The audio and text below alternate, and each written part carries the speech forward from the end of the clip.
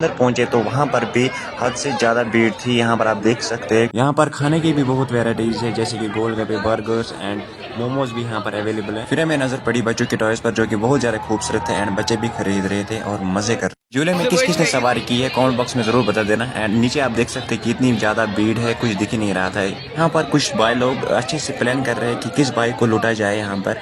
जैसे कि यहाँ पर आप देख सकते हैं कितनी ज़्यादा भीड़ है, तो लूटना आराम से रहेगा।